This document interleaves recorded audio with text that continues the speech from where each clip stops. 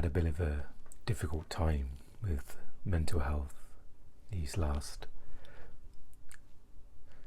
few weeks, and that's perhaps reflected in the lack of recording that's happened as well.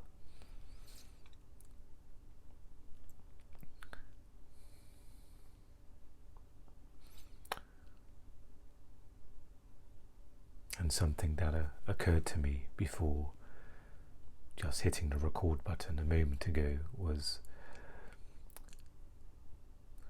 or two important pointers came to me, one of being acceptance and one of being allowing. And these perhaps can go synonymously together. They also differ in their own ways as well.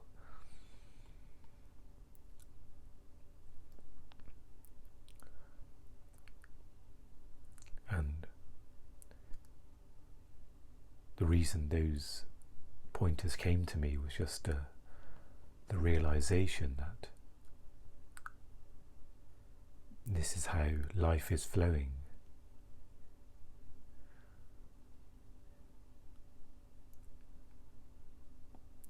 And there is the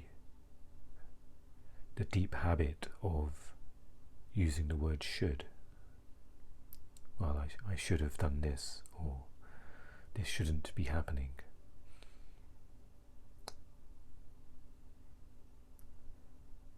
And you can almost sense the resistance of the mind to life.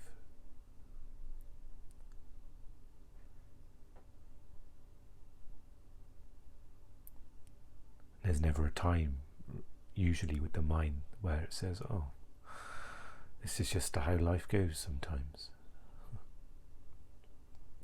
There's always reasons, or there's blame. There's something that went wrong, or maybe you didn't do a good enough job in this particular area, this particular task, and this is why it's happened.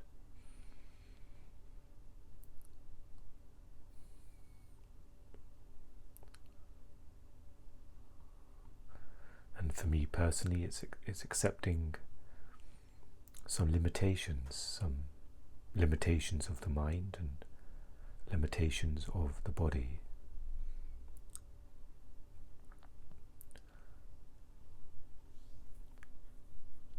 For example, there's the recognizing that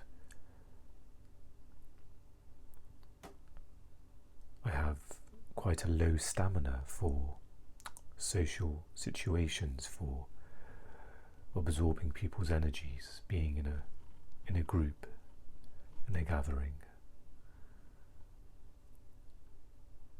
And it can take an awful lot of energy out of me, and it can take time to recover from that. And the mind, if I was to give this to the mind, there'd be a portion of blame there. Perhaps I'm spending too much time alone, that's why this sensitivity is here now. Or perhaps there's a way to build up something, to overcome this.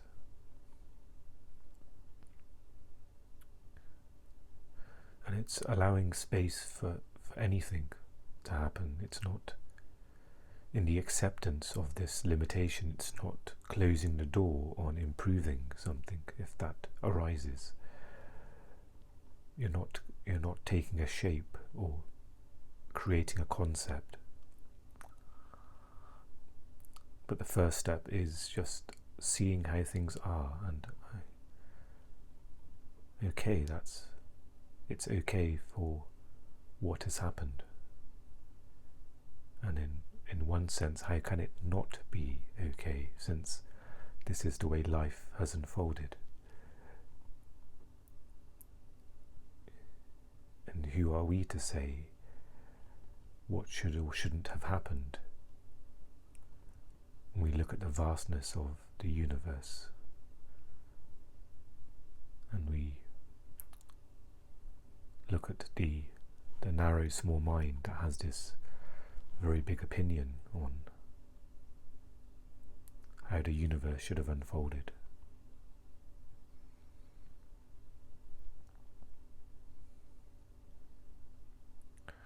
So the acceptance and allowing it allows for neutrality going forward.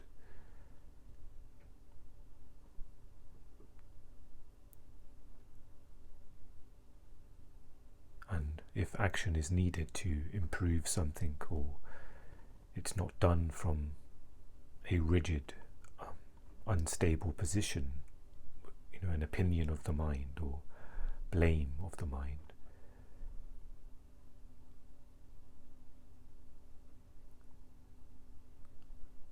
and any action taken from your deeper self is there's a connectedness to it, an intelligence that this is what needs to be done, versus a reaction of the mind which has very little intelligence in comparison, especially when it's not connected to the greater intelligence. When nothing is flowing through there, then quite often more pain and suffering can arise. So for me, it's allowing my limitations,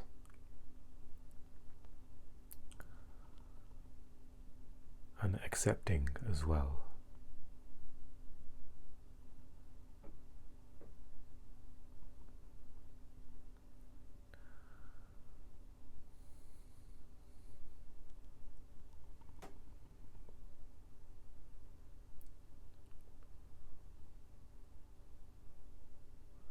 And I can almost sense the mind almost confused by the acceptance that, well, someone's got to be responsible for what's happened in these last few weeks, or the condition of my mind and my health.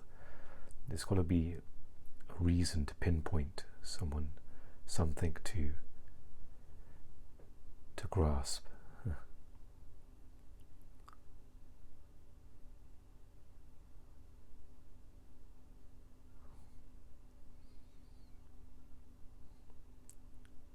And this is something that can be observed within yourself as well, if there's something that acceptance is needed, and it doesn't have to be anything big. For myself, that was the past, what's happened in the past few weeks, but ultimately it's accepting the now, allowing the now as it is.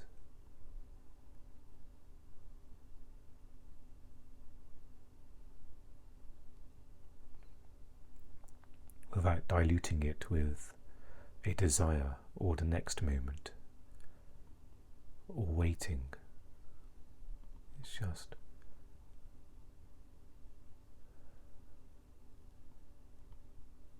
allowing yourself to settle and rest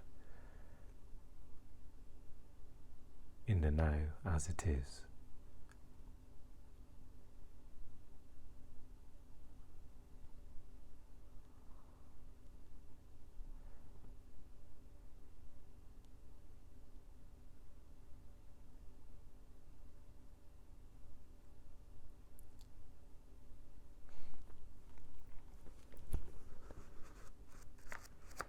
So as we continue with the new earth, and we have reached a passage, I think it's still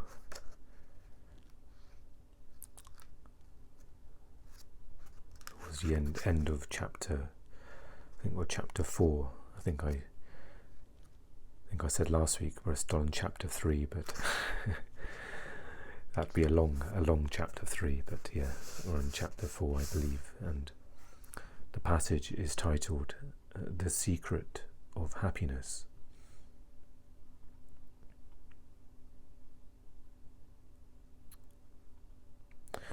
what I'll do is, the first line of this passage is referring to what was said at the end of the previous passage, so I'll just read that so it gives a little bit of better context to those who are starting this passage. So this is the end of the previous passage, titled The Background Unhappiness.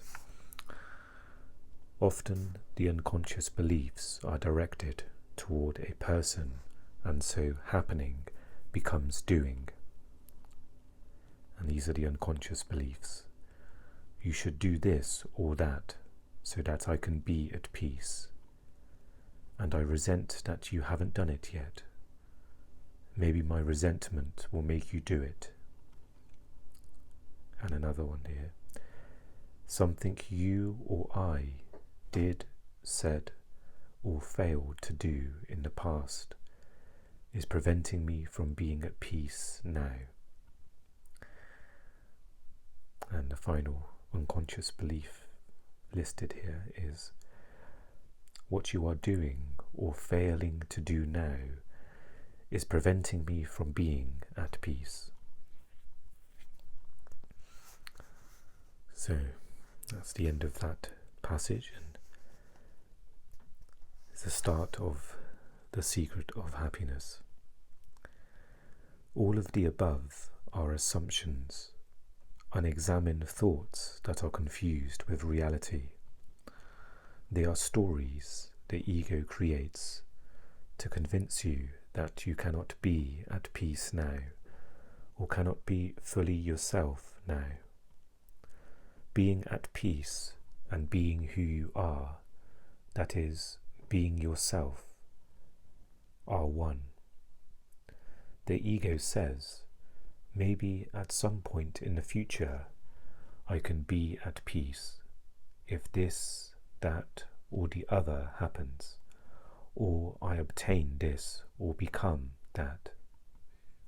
Or it says, I can never be at peace because of something that happened in the past.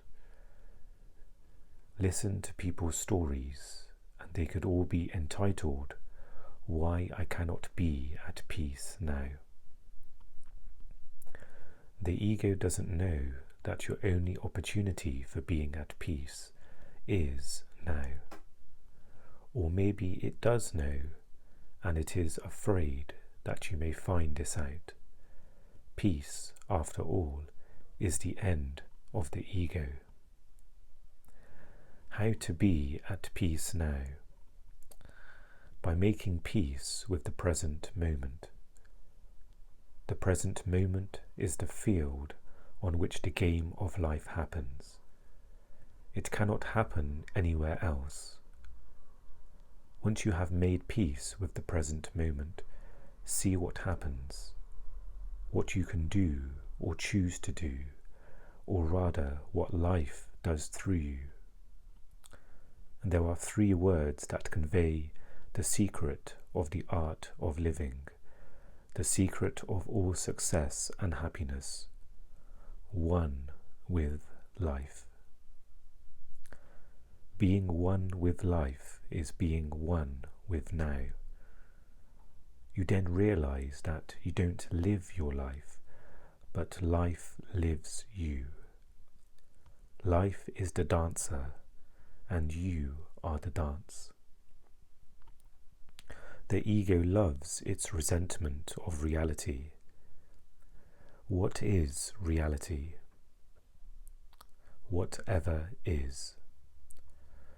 Buddha called it, I pronounce this probably not pronounce this correctly, tathata, the suchness of life, which is no more than the suchness of this moment. Opposition toward that suchness is one of the main features of the ego. It creates the negativity that the ego thrives on, the unhappiness that it loves. In this way, you make yourself and others suffer and don't even know that you are doing it.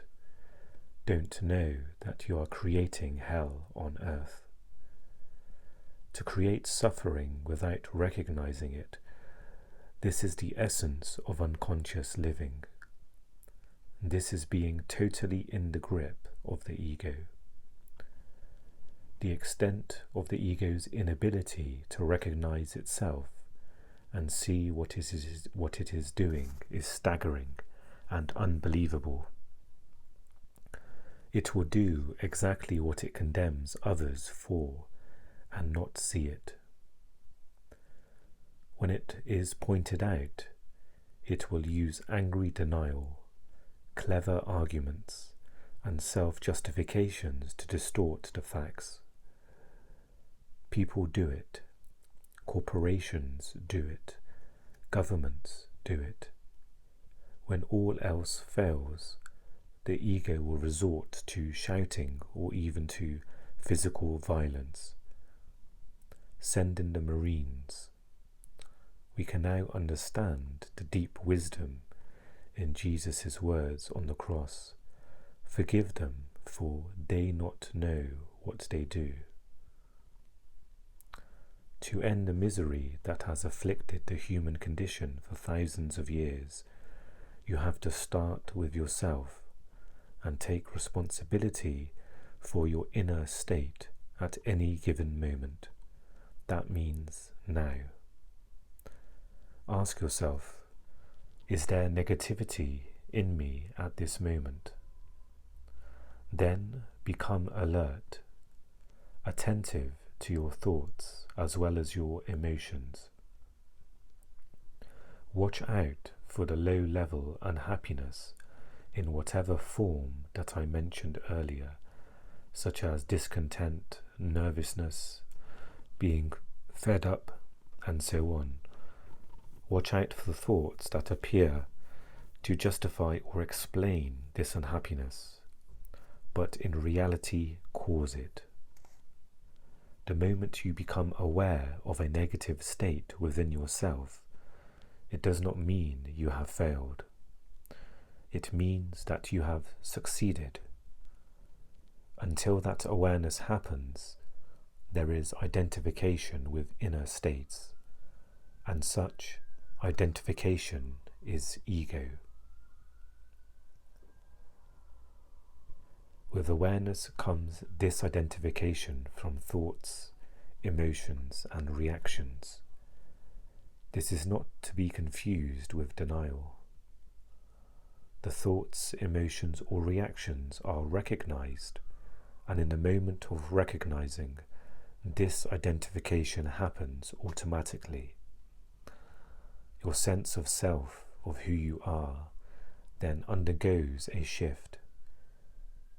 Before you were the thoughts, emotions, and reactions. Now you are the awareness, the conscious presence that witnesses those states. One day I will be free of the ego. Who is talking? The ego. To become free of the ego is not really a big job, but a very small one. All you need to do is be aware of your thoughts and emotions as they happen. This is not really a doing, but an alert seeing. In that sense, it is true that there is nothing you can do to become free of the ego. When that shift happens, which is the shift from thinking to awareness, an intelligence far greater than the ego's cleverness begins to operate in your life. Emotions and even thoughts become depersonalized through awareness. Their impersonal nature is recognized. There is no longer a self in them. They are just human emotions, human thoughts. Your entire personal history, which is ultimately no more than a story, a bundle of thoughts and emotions, becomes of secondary importance. and no longer occupies the forefront of your consciousness. It no longer forms the basis for your sense of identity. You are the light of presence, the awareness that is prior to and deeper than any thoughts and emotions. That brings us to the end of that passage titled The Secret of Happiness. And I'll just scan the passage for anything that I would like to just repeat and go over. And we can begin with the question that is asked here in this passage of how to be at peace now. Such a profound question, and perhaps one that everybody is asking in some way. And it says here, by making peace with the present moment.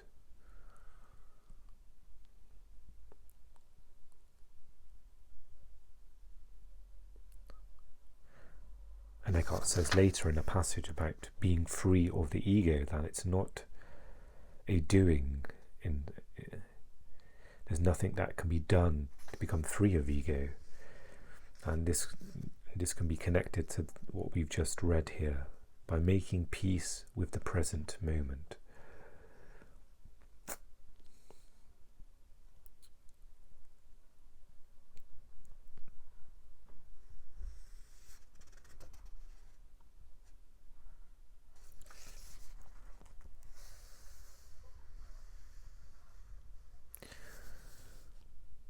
And another line here in the passage was, to end the misery that has afflicted the human condition for thousands of years, you have to start with yourself and take responsibility for your inner state at any given moment.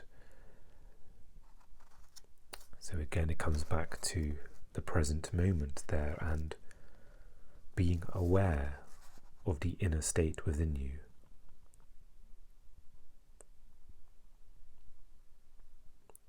And to watch out for low-level unhappiness in whatever form that Eckhart mentioned earlier, such as discontent, nervousness, being fed up, and so on.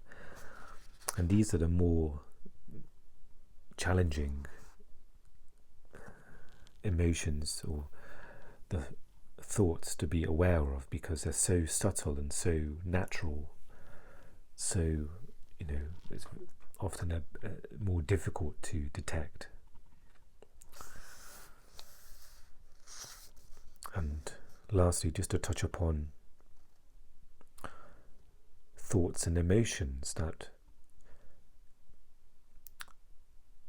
so when that shift happens, which is the shift from thinking to awareness, an intelligence far greater than the ego's cleverness begins to operate in your life. Emotions and even thoughts become depersonalized through awareness. There is no longer a self in them. They are just human emotions and human thoughts. I just wanted to touch upon that because there can often be a kind of perception or concept when you are, in quote, spiritual or a present being, that, no thoughts will arise or you won't react to anything in that. There will be no emotions. You'll be completely serene. But it may be the case that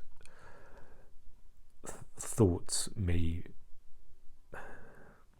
decrease. Thought patterns, as they are seen, they may dissolve, and so thought activity may decrease. But obviously we have the human body, we have the mind, and emotions and thoughts are part of the form we are, the form we have.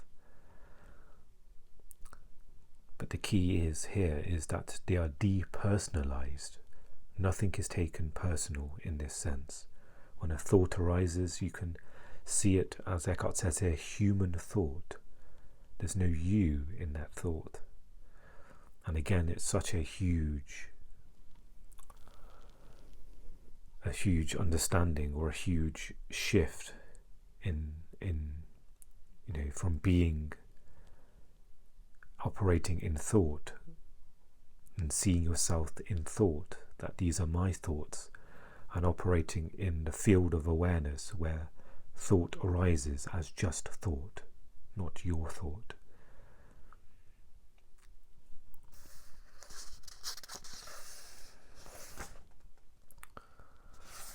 And just to end with the last paragraph.